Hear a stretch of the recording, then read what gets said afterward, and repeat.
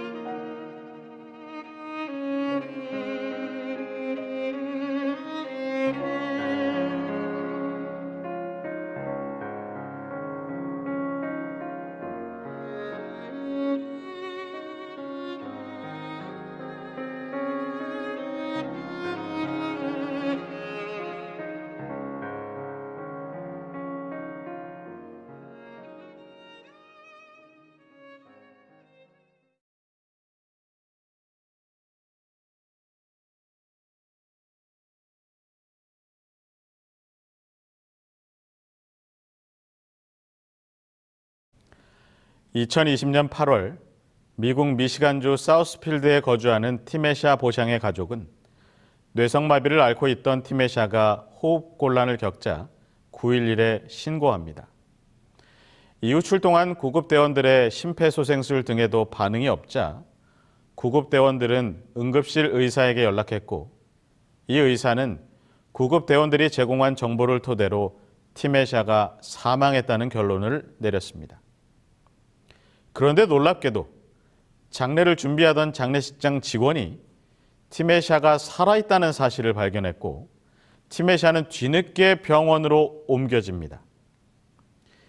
티메샤가 8주간 혼수 상태로 간신히 생명을 연명했지만 결국 8주 만에 정말로 사망하고 말았습니다. 다시 일어났으면 좋겠는데, 꼭 살아났으면 좋겠는데 그런 희망도 없이 그저 상역길을 떠나야 하는 극한의 슬픔이 나옵니다. 우리는 남편을 잃은 여인을 과부라고 부릅니다. 부인을 잃은 남편을 호랍이라 부르고요. 그리고 부모를 잃은 자식은 고아라고 부릅니다. 그런데 자식을 잃은 부모를 부르는 명칭은 없습니다. 하나밖에 없는 독자를 잃어버렸습니다. 집을 나간 것이 아니라 세상과 이별하게 생겼어요. 어머니는 깊은 슬픔에 빠집니다. 이 슬픔에 예수님께서 직접 찾아오십니다. 누가복음 7장 13절과 14절 앞부분입니다. 주께서 과부를 보고 불쌍히 여기사 울지 말라 하시고 가까이 오사. 예수님께서 가까이 오십니다. 나인성 문 앞에 여느 상여와는 다른 한 상여 행렬이 나옵니다. 엄마 혼자 상주가 되어 동네 사람들과 함께 울며 상여 뒤를 따르고 있습니다. 상여의 무리는 언제나 슬프지만 이들은 누가 봐도 더 극심한 슬픔에 눌려 있었습니다.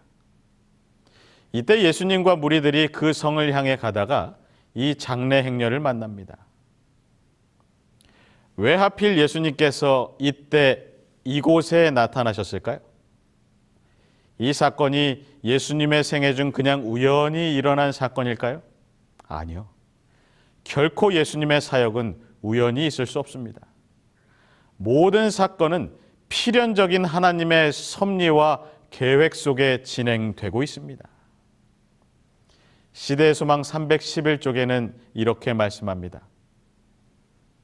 그리스도께서는 우리가 있는 곳에 찾아오신다.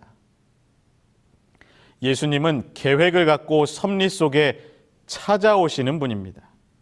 우리가 있는 곳에 찾아오기를 기뻐하시는 분이세요.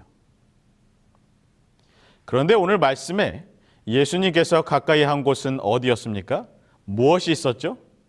네, 장례의 행렬, 시신이 들어있는 관 가까이로 가셨어요. 가까이 해야 아무 유익이 없는 부정한 것입니다. 누구든 가기 싫어하고 떨어져 있기를 원하는 그런 자리에 예수님께서 가까이 가셨어요. 병든 사람, 소외당한 사람, 죽어가는 사람, 오늘 말씀처럼 심지어 죽은 사람을 가까이 하신 것입니다. 왜요? 예수님은 생명이시오, 능력이시오, 사랑이시기 때문입니다. 예수님이 초대받으셨던 잔치자리를 기억해 봅니다. 첫 번째 초대받았던 혼인잔치, 두 번째 초대받았던 마태의 잔치, 최후의 만찬까지 모두 주님을 필요로 하는 잔치자리였습니다. 포도주가 모자란다거나 바리새인의 음모가 있다거나 죽음을 준비하는 자리였죠. 늘 문제와 고난이 있는 곳이었습니다. 그러나 어느 장소든지 예수님께서 가까이 하시는 곳에는 기적이 일어나고야 말았습니다. 예수님께서 가시는 곳에서는 언제나 하늘의 복이 가득했다는 사실을 우리가 먼저 기억해야 합니다. 다시 돌아와서요. 여기 관 속에 죽은 젊은 청년이 있습니다. 외아들, 아주 귀하고 보배로운 존재예요. 꿈의 상징이요 희망의 상징이었던 청년이 죽었습니다. 이 청년이 죽음으로 그를 키우던 어머니의 꿈도 사라져 버렸어요. 오늘을 살아가는 우리 인생의 모습을 여기서 발견하게 됩니다. 매일 바뀌는 세상의 여러 가지 상황, 살아가기 힘든 세상에 우리의 기대가 허물어지지는 않았습니까? 우리의 꿈이 사라져 버리지 않았습니까? 희망을 걸고 있던 나의 일들이 다 실패하지 않으셨습니까? 그래서 이제 이 청년처럼 나는 이제 이 사회에서 매장되는구나라고 절망의 생각이 들지 않으십니까? 희망이 될 만한 조건이 사라지고 기대할 만한 근거들이 다 없어져 버리지는 않았습니까? 여러분, 슬퍼하는 그 어머니에게 다가가셨던, 죽은 청년에게 다가가셨던 그 예수님을 기억하시기 바랍니다. 긍휼의 눈, 측은한 눈, 한없는 사랑의 눈으로 죽음의 절망에 빠져 있는 저와 여러분의 곁으로 여전히 찾아오시고 다가오시는 사랑의 예수님을 바라보고 경험하게 되시기를 간절히 바랍니다. 누가복음 7장 14절입니다. 가까이 오사 그 관에 손을 대시니 맨 자들이 서는지라. 예수님이 손을 대십니다. 예수께서 장례 행렬 곁으로 오시고 청년이 누워있는 관에 그 손을 얹으십니다. 사람들이 의아해합니다. 인간의 손은 어떻습니까? 인간의 손이 닿는 곳마다 부정이 난무하고 그 손이 닿는 곳마다 살육과 폭력과 속임수가 가득 차 있지 않습니까? 더러운 손으로 뇌물을 주고받고 남을 손가락질하며 이 손으로 피를 흘리는 바로 죄인의 손이에요. 인간의 손은 닿을 때마다 상처받고 아픔이 있고 피 흘림이 있습니다. 반면 예수님의 손은 어떤 손입니까? 생명을 창조하신 능력의 손이요, 죽은 자를 살리시는 생명의 손이요, 그리고 곧 십자가에 못 박히실 구원의 손이었습니다. 예수님의 손은 생명을 창조하고 구속할 능력이 있으신 전능자의 손입니다. 죽어있는 자를 일으키시고 어둠을 걷어내시는 손이에요. 어둠을 걷어내신 예수님의 손이 청년의 관 위에 닿는 순간 어떤 일이 일어납니까?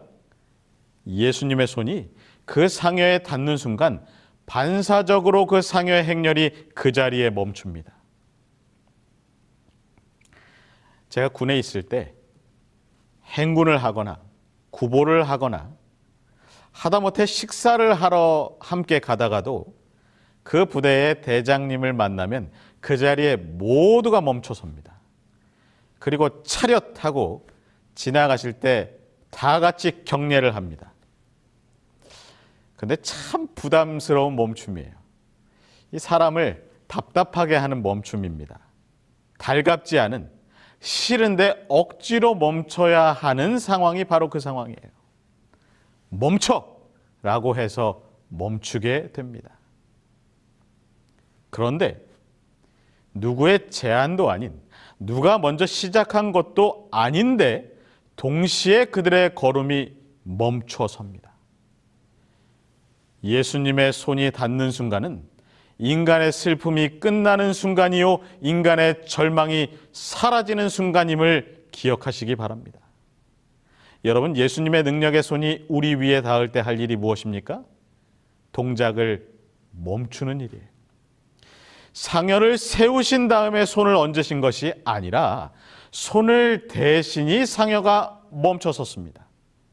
서다라는 것은 지금까지 진행되어 가던 일이 끝났다는 것입니다. 이제 장지로 가던 걸음, 시신을 파묻으려던 일을 중단하고 상여꾼들이 할 일이 없어졌다는 말씀이에요. 예수님께서 저와 여러분의 곁에 오셔서 죽어있는 신앙의 주님의 능력의 손을 대시면 이제는 그 죽음의 행렬을 멈추시고 끝내실 수 있음을 기억하시기 바랍니다. 여러분, 인생의 여정 중 예수님을 만나 주님께서 여러분께 손을 얹으시거든 그 자리에 멈추시기를 바랍니다. 예수님께 죽은 몸을 맡기면 주님께서 우리를 새롭게 해주실 것입니다. 죽었다고 생각되십니까? 신앙에서 이미 죽은 것 같고 더 이상 아무 희망이 없다고 생각되십니까? 죽어 있는 나를 만지시고 손을 대시는 무한의 능력이신 예수 그리스도의 손길을 경험하게 되시기를 간절히 바랍니다. 누가복음 7장 14절과 15절입니다. 예수께서 가라사대 청년아 내가 네게 말하노니 일어나라 하시매 죽었던 자가 일어앉고 말도 하거늘 예수께서 그를 어미에게 주신대. 예수님께서 죽은 자를 향해 말씀하십니다. 관을 메고 가던 상역군들이 발을 멈추고 예수님의 행동을 지켜봅니다. 죽은 청년의 어머니도 그 울음을 잠시 그치고 예수님의 얼굴을 쳐다봐요. 그 순간 예수님의 입이 열리고 말씀이 선포됩니다. 청년아, 내가 네게 말하노니 일어나라. 시대의 소망 318쪽은 그 상황을 이렇게 묘사합니다. 그 음성은 죽은 자의 귀를 울렸다. 청년은 눈을 떴다. 예수께서 그의 손을 잡으시고 일으키셨다. 예수님의 음성이 죽은 자의 귀를 울렸습니다. 예수께서 말씀하시면 죽은 자도 들을 수 있어요. 여러분, 이 사실은, 이 약속은 우리에게 희망입니다. 영원히 산 자의 음성이 죽은 자를 향해 들리는 순간 그 죽은 자가 음성을 듣고 살아난다는 희망이에요. 절망의 늪에 들려진 희망의 소리요 어두움의 땅에 퍼져간 빛의 음성이었습니다. 무덤 속에서 썩는 냄새가 진동할 무렵에 들려진 주님의 음성이 배로 동인 채 누워있던 시체를 밖으로 걸어 나오게 만들었습니다.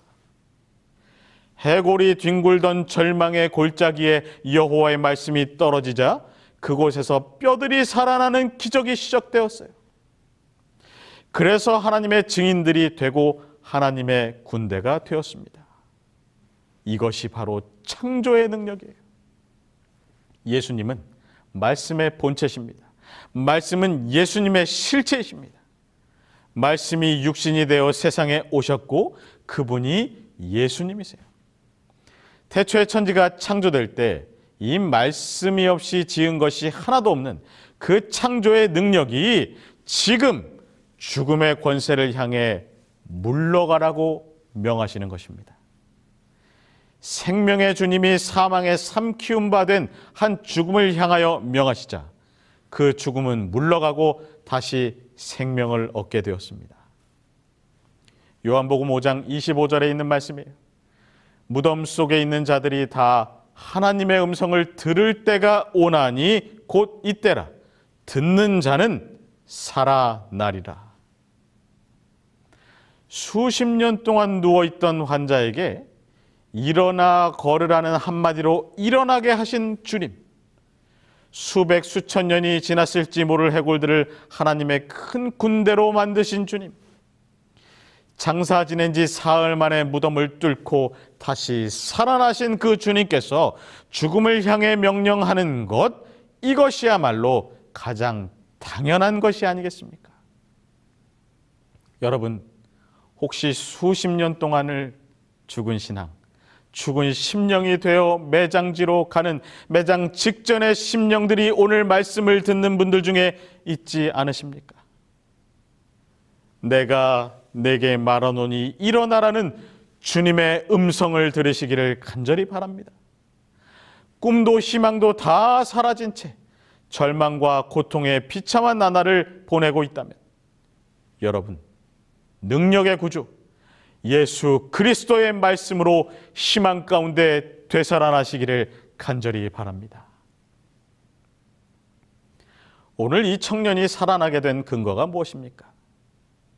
어머니의 믿음이 있었나요? 아니요. 죽은 자가 관 속에서 믿음이 있었습니까? 아니요. 누가 그를 살려달라고 예수님께 붙잡고 애원하였습니까? 전혀요. 그런데 왜 예수님께서 그를 살려주신 것입니까? 예수님이 그 과부를 보셨을 때 13절에 보니 어떠셨다고요? 불쌍히 여기셨어요. 기적의 근거가 될 만한 구절은 거기밖에 없습니다. 그러나 여러분, 사실 그거 하나면 족합니다. 예수님의 마음을 움직일 수 있다면 우리는 기적을 볼 수 있습니다. 측은함의 기적을 주셨어요. 우리가 모든 수단을 다 동원해서 하나님께 부르짖는다 할지라도 주님의 사랑과 자비가 없으면, 주님의 은혜가 아니면 아무것도 이룰 수 없어요. 지금 우리의 기도가 좀 부족해도, 우리의 사랑이 좀 부족해도 우리가 주님과 만나기만 한다면 주님은 우리에게 복을 내려주실 것입니다. 이 과부가 어떻게 주님의 기적을 경험했습니까? 이 엄마는 너무 힘이 없었어요.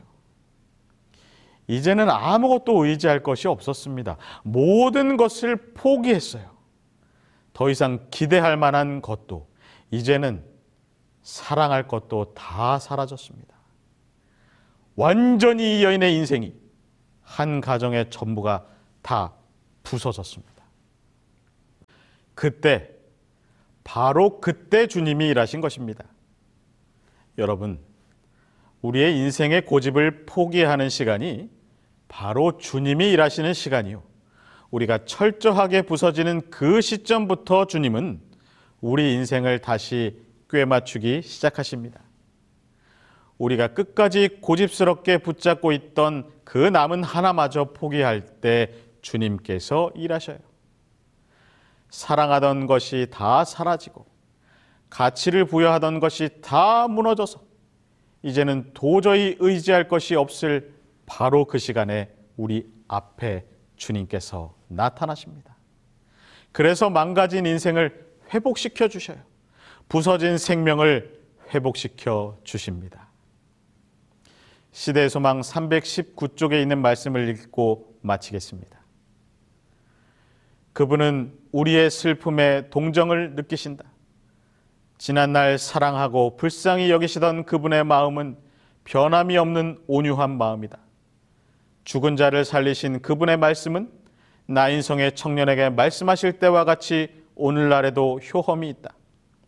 그 능력은 세월의 추위로 말미암아 감소되지도, 당신의 넘치는 은혜의 끊임없는 활동으로 인하여 고갈되지도 않았다. 당신을 믿는 모든 사람에게 그분은 여전히 살아계신 구주이시다. 아멘. 하나님이 사랑하시는 성도 여러분, 나의 가정에, 나의 삶에 원치 않는 어둠과 절망이 자리 잡고 있지는 않습니까?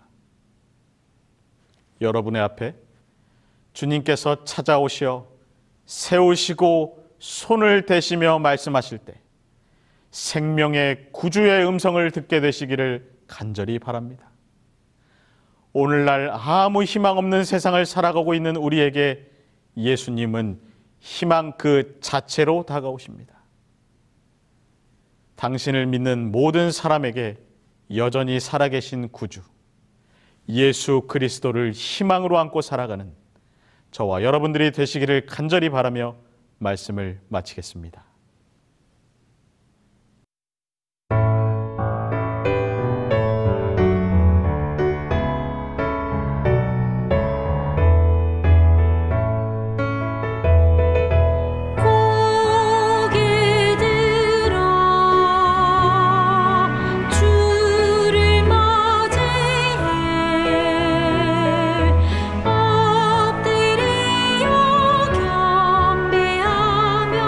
저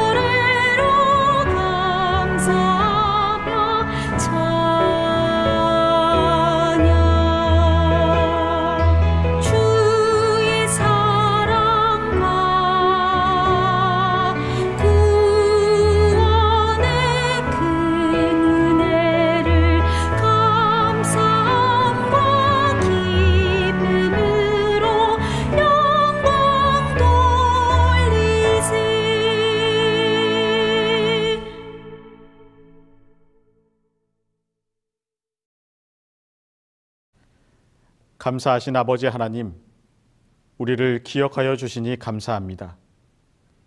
죽어가는 우리를 살려주시니 주님의 은혜를 감사합니다. 주님께서 멈추시고 부르실 때 순종하고 주님의 뜻대로 살아가는 주의 자녀들이 되도록 인도하여 주시옵소서.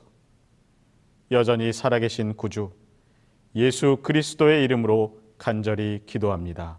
아멘.